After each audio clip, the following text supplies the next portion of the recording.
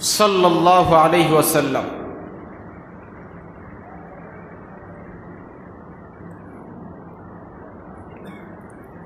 সর্বপ্রথম ওই মহান মালিকের দরবারে লাখ কোটি শুকরিয়া, যেই মহান মালিক রবিউল আউয়াল মাস জুমার দিন আমাদের সবাইকে সুস্থ রেখে আল্লাহর ঘর মসজিদে আসার বসার তৌফিক দিয়েছেন। এই জন্য আমরা সকলেই আল্লাহ পাকের শুকর আদায় করি, বলি আলহামদুলিল্লাহ। আর আওয়াজ দিয়ে বলি আলহামদুলিল্লাহ। এটা রবিউল আউয়াল মাস, বরকতের মাস আমাদের কাছ থেকে বিদায় নিয়ে নিচ্ছে। এই মাসেই আমার আপনার বিশ্বনবী মুহাম্মদুর রাসূলুল্লাহ সাল্লাল্লাহু আলাইহি ওয়াসাল্লাম আমাদের মাঝে এসেছেন। গত সপ্তাহে আমি আপনাদেরকে আমার বিশ্বনবীর শিশুকালের জীবনী আপনাদেরকে শুনিয়েছি। হাদিস এবং কোরআন থেকে এবং ইতিহাসের কিতাব থেকে যতটুকু আপনাদেরকে জানাতে পেরেছি আমি চেষ্টা করেছি তুলে ধরার জন্য। বিশেষ করে 6 বছর বয়সে আমার বিশ্বনবী মুহাম্মদুর রাসূলুল্লাহ সাল্লাল্লাহু আলাইহি ওয়াসাল্লাম তার মা ইন্তেকাল করেন, অর্থাৎ জন্মের আগে বাবাকে হারিয়েছে, 6 বছর বয়সে মাকে হারিয়েছে। আমার নবী এইভাবে বড় হতে লাগলেন দাদার কাছে। আমার নবী বড় হতে লাগলেন, 8 বছর বয়সে দাদাকে হারাইলেন। এরপর চাচা আবু তালেব তিনি আমার নবীর দায়িত্ব নিলেন, লালন পালন করতে লাগলেন। নবী আস্তে আস্তে বড় হতে লাগলেন। আজকের আলোচনার বিষয় আমার বিশ্বনবী, মানবতার শান্তির দূত, যিনি এসেছিলেন পৃথিবীর সবচাইতে মহামানব দামি মানুষ। ওই মানুষটাও এই দুনিয়ার জীবনে অনেক ত্যাগ করেছে, কথা বলেন ঠিক কিনা? তার মানে বোঝা যায় দুনিয়াটা ভোগের জায়গা নয়, দুনিয়াটা ভোগের জায়গা নয়, এটা ত্যাগ করার জায়গা। যদি ভোগ করার জায়গা থাকতো, এই মহামানব, এই বিশ্ব মানবতার শান্তির দূত বিশ্বনবী মুহাম্মদুর রাসূলুল্লাহ সাল্লাল্লাহু আলাইহি ওয়াসাল্লাম এই মানুষটা অন্তত দুনিয়ার জীবনে সবচাইতে দুঃখ না পেয়ে খুশিতে থাকতেন, কথা বলেন ঠিক কিনা? এই মানুষটাও ত্যাগ করছেন। কেমন ত্যাগ? যেই ত্যাগ যত পয়গম্বর সবার কষ্ট যদি এক পাল্লায় দেওয়া হয়, আমার বিশ্বনবীর কষ্ট যদি এক পাল্লায় দেওয়া হয়, আমার বিশ্বনবীর কষ্টের পাল্লা ভারী হয়ে যাবে, দুঃখের পাল্লা ভারী হয়ে যাবে। মা বাবা হারা সন্তান কেমনই বা লালন পালন হতে পারে। আমার বিশ্বনবী চাচা আবু তালেবের কাছে বড় হতে লাগলেন। আমার নবীকে যদিও আল্লাহ রাব্বুল আলামিন এই দুনিয়ার জীবনে একটু দুঃখ কষ্ট রাখছেন, কিন্তু আমার নবীকে আল্লাহ শ্রেষ্ঠ একটা উপহার দিয়েছেন, যে বিষয়টা আপনাদের সামনে আজকে তুলে ধরব। এই কোরআনের ভিতরে সব থেকে ছোট্ট একটা সূরা আছে। এই কোরআনের ভিতরে সব থেকে বড় একটা সূরা আছে এবং সব থেকে ছোট একটা সূরাও আছে।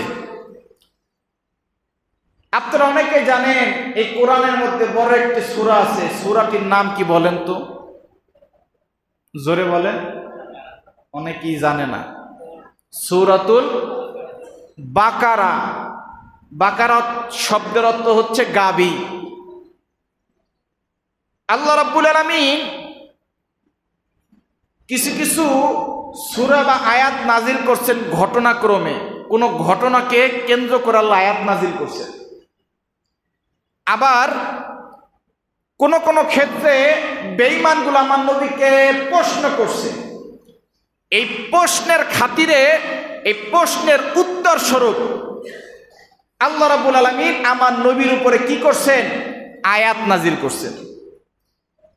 3 নাম্বার, বেঈমানগুলো আমার নবীকে কষ্ট দিয়েছিল, আমার নবীকে সান্ত্বনা দেওয়ার জন্য আল্লাহ আয়াত নাজিল করে খুশি করে দিয়েছেন। আল্লাহু আকবার। প্রেক্ষাপট 3টা। কয়টা? আরো জোরে বলেন। মনে রাখেন, এইগুলো শিখার বিষয়, মনে রাখেন। 1 নাম্বার, কোন কোন আয়াত বা সূরা নাজিল হয়েছে কি জন্য? এটা তাফসীরের মধ্যে আসছে। কি জন্য? বেঈমানগুলা নবীকে প্রশ্ন করত, নবী তার প্রশ্নের সব উত্তর জানতো না। তখন আল্লাহ ওহির মাধ্যমে জিবরাইলকে দিয়া প্রশ্নের উত্তর পাঠিয়ে দিত, কোন সূরা নাজিল করে অথবা কোন আয়াত নাজিল করে। আল্লাহু আকবার জোরে বল। আর 2 নম্বরে, কোন ঘটনাকে কেন্দ্র করে আল্লাহ আয়াত অথবা সূরা নাজিল করে দিয়েছে। যেমনি ভাবে সূরাতুল বাকারা, এখানে কিছু সংখ্যক আয়াত আল্লাহ নাজিল করছেন ঘটনাকে কেন্দ্র করে। মূসা আলাইহিস সালামের জামানায় এক গাভীর ঘটনাকে কেন্দ্র করে কি করেছেন? আল্লাহ আয়াত নাজিল করে দিয়েছেন। আর এই আয়াতকে কেন্দ্র করে গাভী শব্দটা আছে, এই জন্য সূরার নামই নামকরণ করা হয়েছে সূরাতুল বাকারা। আল্লাহু আকবার। 3 নাম্বার, বেঈমানগুলো আমার নবীকে কষ্ট দিয়েছে, আমার নবীকে সান্ত্বনা দেওয়ার জন্য, আমার নবীকে খুশি করার জন্য আল্লাহ রাব্বুল আলামিন কুরআনের আয়াত অথবা একটি পূর্ণ সূরা দিয়ে জিবরাইলকে দিয়ে পাঠিয়ে দিয়েছে। ও নবী, আপনি আর কষ্ট পায়েন না। বেঈমানরা যদিও আপনার কষ্ট দিছে, আল্লাহ আপনাকে খুশি করার জন্য সূরাতুল কাউসার দিয়ে আপনারা খুশি করে দিয়েছে। আল্লাহু আকবার। তার মানে আমরা বুঝতে পারলাম কি কি কারণে কি হয়? সূরা নাজিল হয়। কি কি কারণে সূরা নাজিল হয়? এখন আসেন আমরা এই সূরাতুল কাউসার, এই কাউসারকে কেন নামকরণ করা হইল? এই সূরাতুল কাউসার, এই সূরার মধ্যে কাউসার শব্দ আছে, এই জন্য সূরার নামকরণ করা হয়েছে সূরাতুল কাউসার। সুবহানাল্লাহ। এখন আসেন এর শানে নুজুল আমরা জানবো। শানে নুজুল, এই আয়াতটা যে কেন নাজিল হয়েছে, সূরাটা কেন নাজিল হয়েছে, এর প্রেক্ষাপট আমরা জানবো। এর প্রেক্ষাপট আমরা জানবো। 1 নাম্বার, আমার নবী বড় হতে লাগলেন। এক পর্যায়ে আমার নবীর বয়স যখন 25 বছর। কত বছর? আরো জোরে বলেন, আরো জোরে। এই 25 বছর বয়সে আমার নবী খাদিজাকে বিবাহ করলেন। মা খাদিজাকে বিবাহ করলেন। খাদিজাকে যখন বিবাহ করলেন, এই খাদিজা যতদিন বেঁচে ছিল ততদিন আমার নবী দ্বিতীয় কোনো বিবাহ করেন নাই। খাদিজা মারা যাওয়ার পর বাকি বিবাহ করছেন, কিন্তু মা খাদিজা যতদিন বেঁচে ছিলেন ততদিন দ্বিতীয় কোনো বিবাহ করেন নাই। এই খাদিজার গর্ভে আমার নবীর 6 জন সন্তান ছিল। কয়জন? আরো জোরে কান, আরো জোরে। কয়জন? 6 জন সন্তান। তার মধ্যে 4 জন ছিল মেয়ে আর 2 জন ছিল ছেলে। 4 জন ছিল মেয়ে, 2 জন ছিল ছেলে। মেয়ে 4টার নাম হলো, 1 নম্বরে ফাতেমা, যার নাম আমরা সবাই শুনি, জান্নাতের সর্দারিনী। প্রত্যেক দিন জুমার খুতবায় কিন্তু তার নামটা বলা হয়, ওয়া ফাতিমাতু সাইয়্যিদাতু নিসাই আহলিল জান্নাহ। দ্বিতীয় খুতবায় প্রত্যেকটা খতিব সাহেব, এই পৃথিবীর যত খতিব আছে, বাংলাদেশের যত খতিব আছে, এই দ্বিতীয় খুতবার মধ্যে এই ফাতেমা শব্দটা উচ্চারণ করে যে ফাতেমা রাদিয়াল্লাহু আনহা যে জান্নাতের সর্দারিনী তা বলে আপনাদেরকে, ওয়া ফাতিমাতু সাইয়্যিদাতু নিসাই আহলিল জান্নাহ, আল হাসান ওয়াল হুসাইন সাইয়্যিদা শাবাবি আহলিল জান্নাহ। অনেকে বুঝেন, অনেকে বুঝেন না, অনেকে খুতবা বুঝেন, অনেকে বুঝেন না। কিন্তু এই খুতবার মধ্যে ফাতেমা রাদিয়াল্লাহু আনহা যে জান্নাতের সর্দারিনী, প্রত্যেকটা খতিব সাহেব জুমার খুতবায় বলে। এক নাম্বার মেয়ের নাম হচ্ছে ফাতেমা। নাম কি? আমার নবীর 2 নাম্বার মেয়ের নাম হচ্ছে জয়নাব। নাম কি? জয়নাব। 3 নাম্বার মেয়ের নাম হচ্ছে রুকাইয়া। 4 নাম্বার কন্যার নাম হচ্ছে উম্মে কুলসুম। তার মানে এই 4টা মেয়ে আল্লাহ রাব্বুল আলামিন দান করেছিলেন আমার নবীকে। আমরা বেশিরভাগ সময় মা ফাতেমার কথা জানি, বাকি অন্য 3 জনের নাম জানি না। 1 নম্বরে ফাতেমা, 2 নম্বরে জয়নাব, 3 নম্বরে রুকাইয়া, 4 নম্বরে হচ্ছে উম্মে কুলসুম। এই 4 জন হচ্ছে খাদিজার গর্ভে আসছে। এবং আমার নবীর এই খাদিজার গর্ভে 2টা সন্তানও দিয়েছিলেন, ছেলে সন্তান।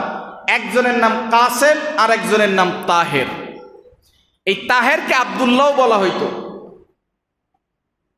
আমার নবীর এই যে 2 জন সন্তান কাসেম আর তাহের, এই 2 জন সন্তান ছোট্টবেলায় আল্লাহ রাব্বুল আলামিন নিয়ে গেছে, ছোট্টবেলায় শিশুকালেই মারা গেছে। এর মধ্যে আল্লাহর কি হিকমত আছে আল্লাহই ভালো জানেন। কথা বলেন ঠিক কিনা? সন্তান দেওয়ার মালিক কে? নেওয়ার মালিক কে? আরো জোরে বলেন। সন্তান দেওয়ার মালিক আল্লাহ, সন্তান নেওয়ার মালিক আল্লাহ। ছেলে দেওয়ার মালিক আল্লাহ, মেয়ে দেওয়ার মালিক আরো জোরে কোন? আবার ছেলে মেয়ে উভয়টা দেওয়ার মালিক আমার আল্লাহ। আবার আল্লাহ কাউকে ছেলেও দেয় না, মেয়েও দেয় না। আল্লাহ রাব্বুল আলামিন বন্ধা বানিয়ে রাখেন, নিঃসন্তান বানিয়ে রাখেন, সেটাও করেন আমার আল্লাহ। কথা বলেন ঠিক কিনা? এটা আমি বলি নাই, কোরআনের মধ্যে সূরাতু আশ-শুআরার 49 নম্বর আয়াতের মধ্যে আল্লাহ নিজেই বলেন কি? ইয়াহাবু লিমান ইয়াশাউ ইনাথা ওয়া ইয়াহাবু লিমান ইয়াশাউ যুকুর। আল্লাহ বলেন ইয়াহাবু লিমান ইয়াশাউ ইনাথা, আল্লাহ যদি চায় কাউকে আল্লাহ কন্যা সন্তান দান করেন।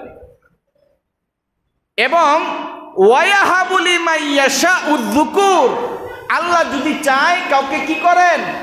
ছেলে সন্তান দান করেন।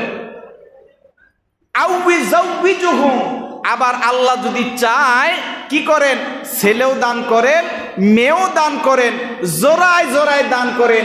কাউকে আল্লাহ 5টা ছেলে দিয়েছেন, কাউকে আল্লাহ 5টা মেয়ে দিয়েছেন। এই ক্ষমতা কে দান করেন? আল্লাহ। আরো জোরে কোন? আল্লাহ। আবার আল্লাহ যদি চায় কি করেন? ছেলেও দেন না, মেয়েও দেন না, বন্দা বানিয়ে রাখেন, নিঃসন্তান বানিয়ে রাখেন। এটাও করেন কে? আল্লাহ। আরো জোরে কোন? আল্লাহ। এই জন্য সন্তান যদি চাইতে হয়, চাইতে হবে কার কাছে? আল্লাহ। আরো জোরে, আরো জোরে চাইতে হবে কার কাছে? পৃথিবীর কারো কাছে সন্তান চাওয়া জায়েজ নাই। যদি কাউকে যে বলেন বাবা আমার একটা সন্তান দেন, সঙ্গে সঙ্গে ঈমান শেষ। ঈমান কি? শেষ। তবে হ্যাঁ, দোয়া চাইতে পারেন, হুজুর আমার জন্য একটু দোয়া করেন, আল্লাহ যেন আমাকে দেয়। ভাই আমার জন্য দোয়া করেন, আল্লাহ যেন দেয়। দোয়া চাইতে পারবেন, আল্লাহর কাছে দোয়া করতে পারবেন। ডাইরেক্টলি যদি বলেন আমার একটা সন্তান দিয়েন বাবা, ঈমান শেষ। হুজুর আমার একটা সন্তান দিয়েন, এই কথা বললে ঈমান থাকবে? কথা বলেন। এই জন্য সন্তান কারো কাছে চাওয়া যাবে না। সন্তান দেওয়ার মালিক আমার আল্লাহ। আল্লাহ নিজেই বলেন সূরাতুশ শুআরা 49 নম্বর আয়াতের মধ্যে আল্লাহ বলেন ইয়াহাবু লিমান ইয়াশাউ ইনাসা ওয়া ইয়াহাবু লিমান ইয়াশাউ যুকুর। আল্লাহ ছেলেও আল্লাহ দান করে, মেয়েও আল্লাহ দান করে, আবার জোড়ায় জোড়ায় আল্লাহ দান করে, আবার ছেলেও দেয় না মেয়েও দেয় না, বন্দানি সন্তান আল্লাহ বানায় রাখে। কথা বলেন ঠিক কিনা? এটা আল্লাহর হিকমত। আল্লাহ কেন দিচ্ছেন এটা আল্লাহ ভালো জানে। অতএব সব কাজে আল্লাহর শুকর আদায় করতে হবে। কথা বলেন ঠিক কিনা? এখন আসেন, এই কথাটা কেন বললাম? এই যে কাসেম এবং তাহের, এই দুইজন ছোট্টবেলায় মারা গেছে। এই ছোট্টবেলা যখন মারা গেছে, এই মক্কার বেঈমানগুলা আমার নবীকে বলতো, ও মুহাম্মদ, নবী দাবি করো না, নবী দাবি করো, তুমি যে নবী দাবি করছো, আল্লাহর কথা বলো, আমাদের মূর্তি তোমার উপর বেজার হইছে, এই জন্য তোমার দুই সন্তান মারা গেছে। নাউজুবিল্লাহ। জোরে আরো জোরে বলেন। কি করছে?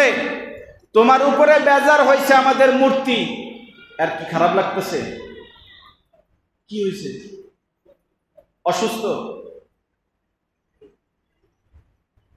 আল্লাহ তাকে পরিপূর্ণ সুস্থতা দান করে। জোরে বলেন আমিন।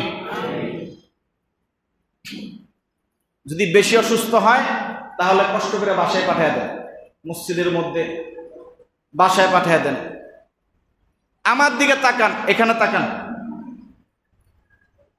এই বেঈমানগুলা বলতে লাগলো,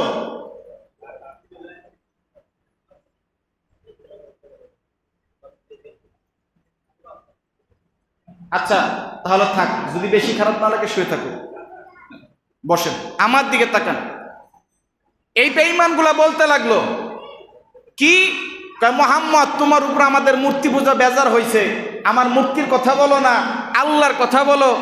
কি করছে? আমাদের মূর্তি পূজা তোমার দুই সন্তানকে নিয়ে নিছে, তুমি বন্ধা, তোমার ছেলে নাই, তোমার বংশধর এখানেই শেষ। নাউজুবিল্লাহ। জোরে কর। আমার যুবক ভাইরা, বৃদ্ধ বাবাজিরা, আমার বিশ্ব নবী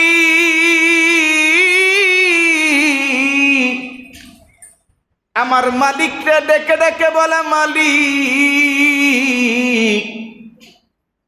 আপনি আমারে 4টা সন্তান দান করেছেন, মেয়ে সন্তান।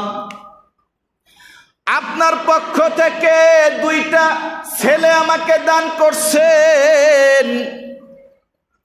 আপনি হয়তোবা হিকমতের কারণে আমার 2জন ছেলেকে আপনি আপনার কাছে নিয়ে গেছেন, কিন্তু বেঈমানগুলা আমাকে বলে আমি নাকি বংশহারা, আমার নাকি বংশ এখানেই শেষ। আমার আল্লাহ রাব্বুল আলামিন জিবরাইলকে দিয়ে পাঠিয়ে দিছে, জিবরাইল রে আমার নবীর কাছে যাও, আমার নবীর কাছে যা একটা সুসংবাদ পাঠিয়ে দাও, আমার নবীর কাছে যে একটা জিনিস জানা দাও, জিবরাইল আমার বিশ্ব নবী আমার বন্ধুরে যারা বংশহারা বলে, আমার নবীরে যারা নাকি বেইজ্জতি করে, মনে রাখেন আমার নবীর বংশ কিয়ামত পর্যন্ত থাকবে। যেই বেঈমানের বাচ্চাগুলা আমার নবীকে বকাঝকা করে, আমি আল্লাহ বলে দিয়ে গেলাম আমার নবীর বংশ ঠিক থাকবে। যেই বেঈমানগুলা বলে তাদের বংশ আমি আল্লাহ নিস্তার করে দিব। ও জিবরাইল, জিবরাইল আপনি আমার নবীরা জানা দেন, আপনারা যারা নাকি নির্বংশ বলে তাদেরকে জানা দেন তারাই হবে নির্বংশ, আমার নবীর বংশ কিয়ামত পর্যন্ত থাকবে। কথা বলেন ঠিক কিনা?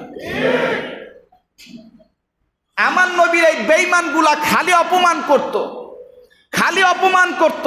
দেখবেন একজনের মেয়ে হয়েছে 1টা 2টা 3টা 4টা 5টা, এখন জামাই কয় তোর যদি 6 নাম্বার আরেকটা মেয়ে হয় তাহলে আমার ঘরে তোর জায়গা নাই। কথা কন ঠিক কিনা? আরো জোরে কন। আচ্ছা একটা কথা আপনাদেরকে বলি, 1টা মেয়ে 2টা মেয়ে 3টা মেয়ে 4টা মেয়ে, স্ত্রীর গর্ভে যে সন্তান আসছে স্ত্রীর কোনো হাত আছে? আরো জোরে বলেন, হাত আছে?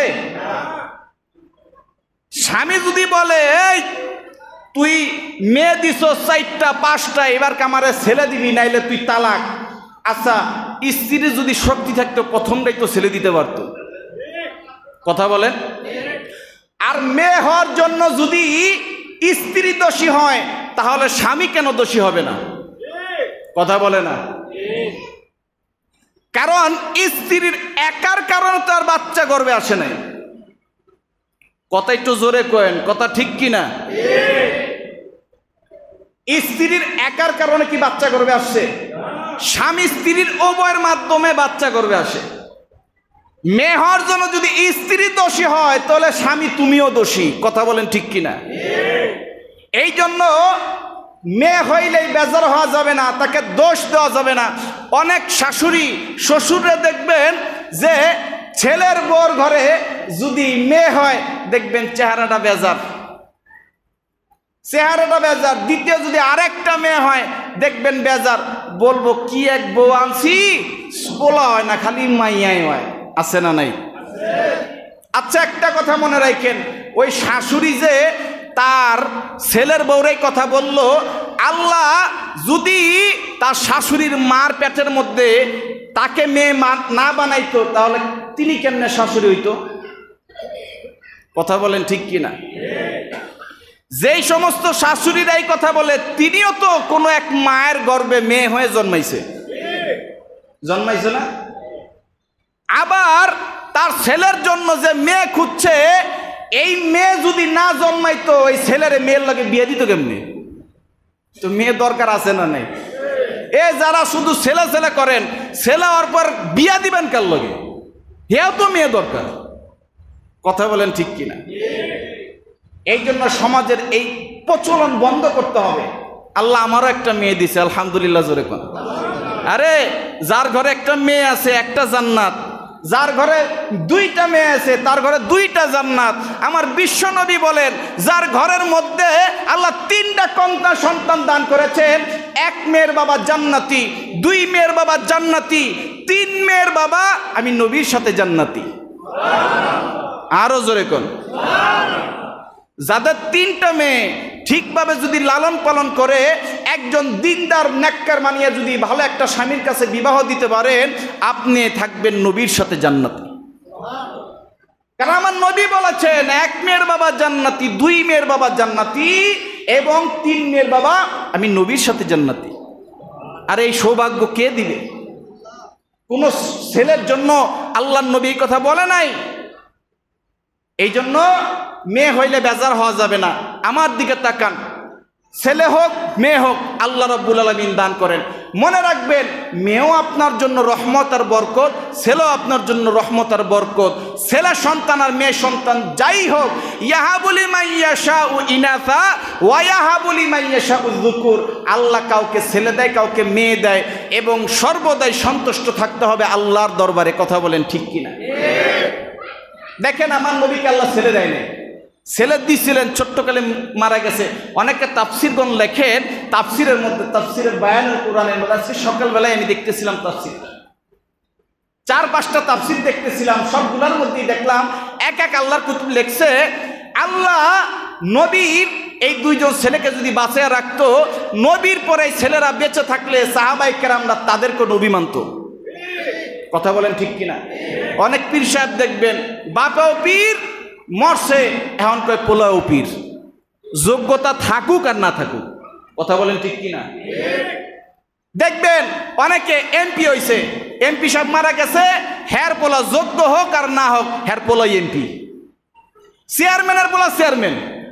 আছে না নাই?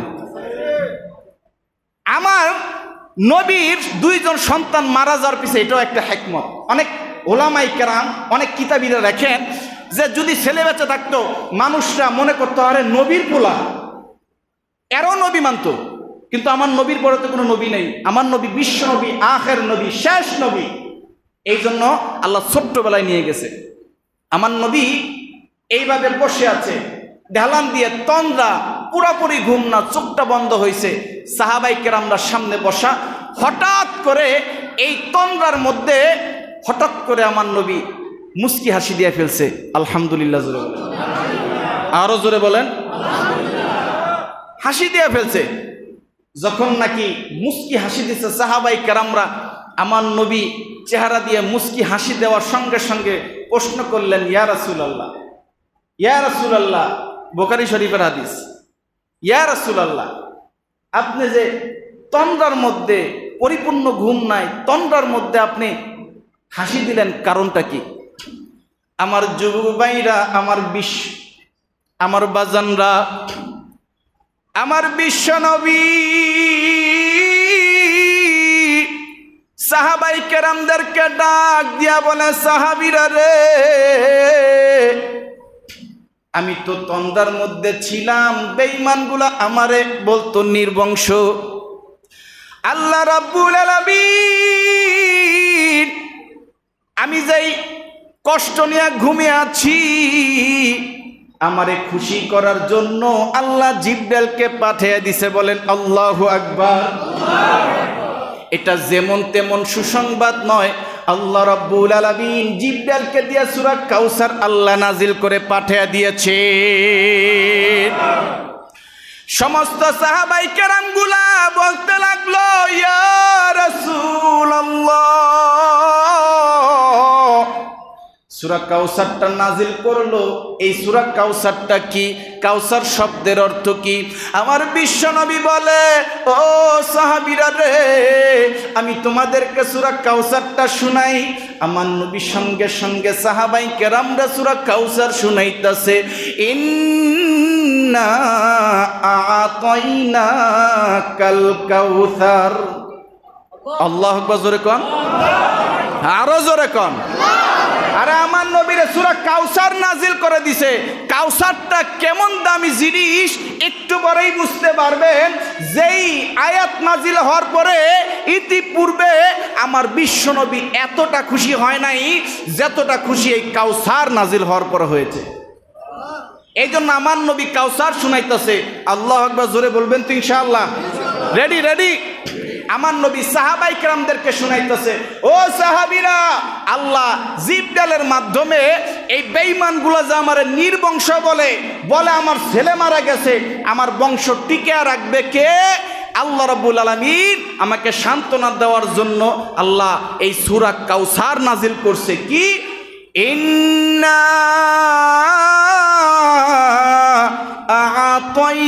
আ'তাইনাকাল কাউসার ফাসাল্লি লিরাব্বিকা ওয়ানহার ইন্না শানিআকা হুয়াল আবতার।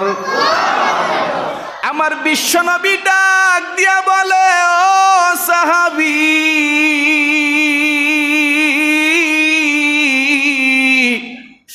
বেঈমানগুলা যদিও আমারে নির্বংশ বলে, কিন্তু আল্লাহ আমারে খুশি করে দিছে কাউসার দিয়ে। ইন্না আ'তাইনাকাল কাউসার। আমার আল্লাহ বলে, ও নবী, নিশ্চয়ই আমি আপনাকে কাউসার দান করছি।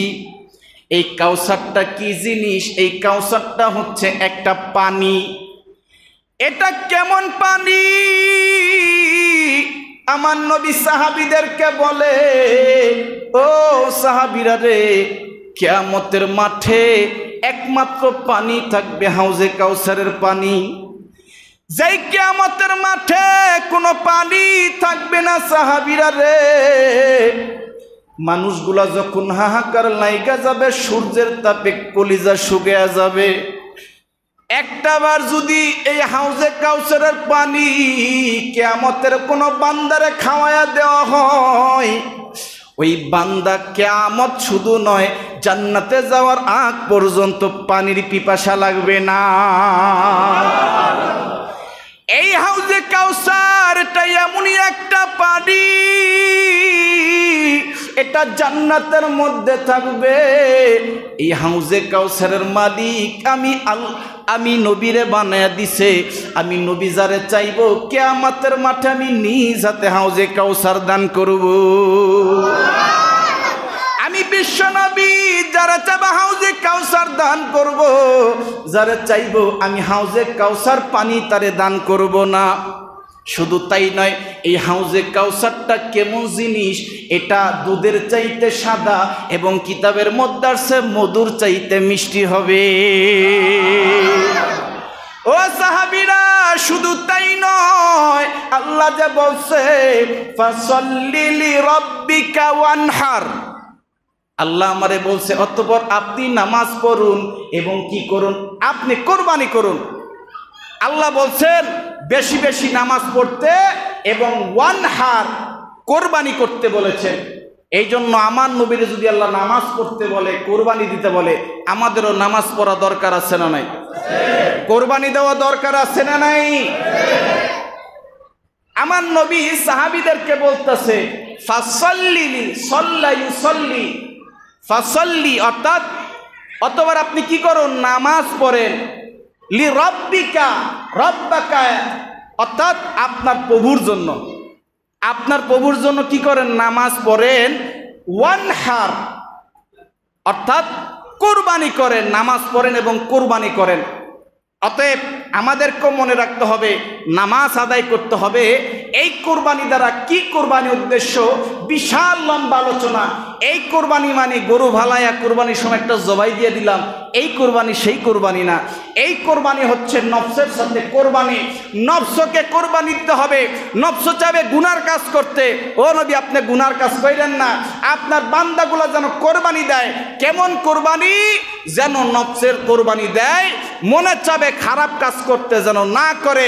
ওয়ানহার, ও নবী জানমালের কোরবানি যেন আপনার উম্মতেরা দেয়। আল্লাহু আকবার জোরে বলেন।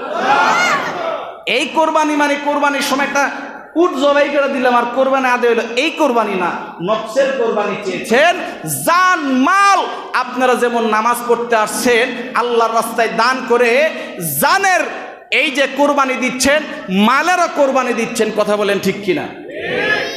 এই জন্য বেশি বেশি দান করতে হবে।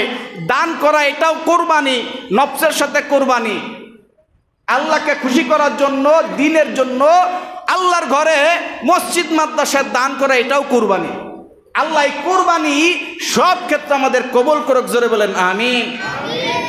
ফাসাল্লি লিরাব্বিকা ওয়ানহার ইন্না শানি আকা হুয়াল আবতার, ইন্না শানি আকা হুয়াল আবতার। ও নবী, নবী জিব্রাইল বলতেছে নবী ইন্না শানি আকা হুয়াল আবতার, যারা নাকি আপনারা বলে নির্বংশ, আল্লাহ তাদেরকে বলছে ইন্না শানি আকা হুয়াল আবতার, অর্থাৎ তারাই হবে নির্বংশ, আপনার বংশ কিয়ামত পর্যন্ত থাকবে। আল্লাহু আকবার জোরে বলেন। আল্লাহ রাব্বুল আলামিন এই কোরআনের আয়াত নাজিল করে প্রমাণ করে দিয়েছেন, এখন পর্যন্ত 1400 বছরে এখনো পর্যন্ত আমার নবীর বংশধর আছে না নাই? আরো জোরে বলেন আছে না নাই? যেই বেঈমানের গোষ্ঠীগুলা আমার নবীকে নির্বংশ বলে গালি দিয়েছে, যা দেখেন তাদের বংশ নির্বংশ হয়ে গিয়েছে। শুধু তাই নয়, তাদের বাড়িতে পায়খানা করার জন্য হাজিরা সিরিয়াল ধরে। কথা বলেন ঠিক কিনা?